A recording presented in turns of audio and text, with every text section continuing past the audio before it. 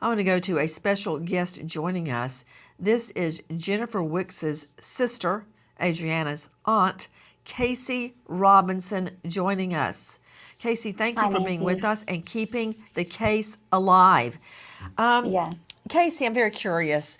The smoke signals in the distance that something ill was afoot seemed to start. Genesis would be when she was not contacting your mother as she normally did. Tell me about their relationship and how often they contacted each other and how. Yeah. I mean, Jennifer was very dependent on our family, and she would speak to not only my mom, but a family member of hers on her dad's side or my mom's side almost every day, and multiple people. So, not just one person, but she would talk to someone a couple times a day. And so it was really odd whenever she didn't do that.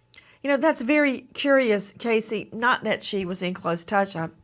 Before my mom moved in with me, I talked to my mother and dad in the morning when I would be driving home from HLM, and at night to make sure that they were okay.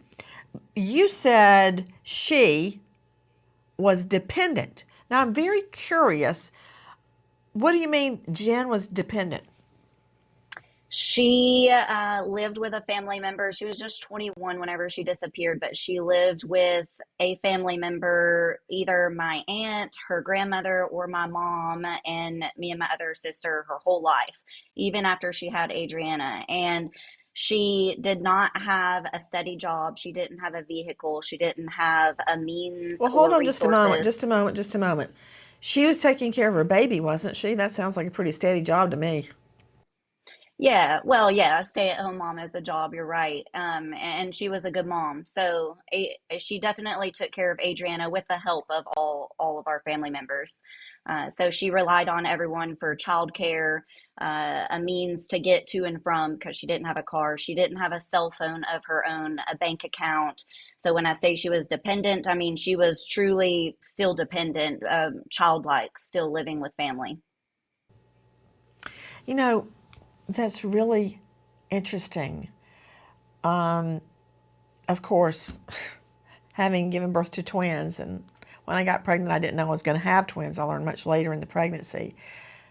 I don't know what I would have done without my mother and father. They would drive up. I was in Atlanta at that time.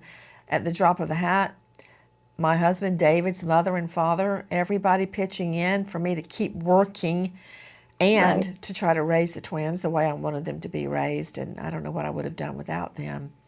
So I'm hearing Right. what you're saying. I don't find that curious, but it is. I understand why. You knew immediately, Casey, when no one had heard from Jennifer that something was wrong. So she lived with the Exactly. family. She didn't have a car, and so she, which is also not unusual, so they would give her rides wherever she had to go. She had to go to the grocery store, the pharmacy, or the mail, the post office, anywhere.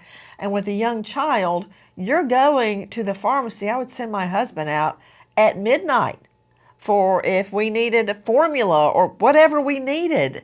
And that's pretty tough in the middle of New York at midnight trying to find baby formula. He did it. Yeah. So I get it. I get it.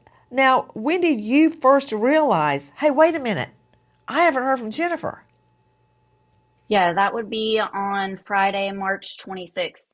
My mom last spoke to her on Wednesday evening, and on Friday, by that time, we were like, something's wrong, because she would have normally contacted my mom by then. And she had spoken to other family members on Thursday, but by Friday, she hadn't called my mom, told her that she would on their last phone call, and that was when we knew. Don't stop the videos, New York. I'm seeing the most incredible videos. I believe I'm looking at you when you're a little girl. Yeah, I'm that's me. seeing the most incredible videos of baby Adriana, and she is beautiful. She's got these piercing eyes. Are her eyes blue? Yeah, they're very, very bright blue, which is odd because Jennifer had brown eyes, but Adriana resembles her dad. There she is in the hospital after giving birth. the bond between Jennifer and that's the one where she's, oh my goodness. I don't know if you can see what I'm saying, but Adriana is just, she's like a little angel. She's beautiful, like a little cherub.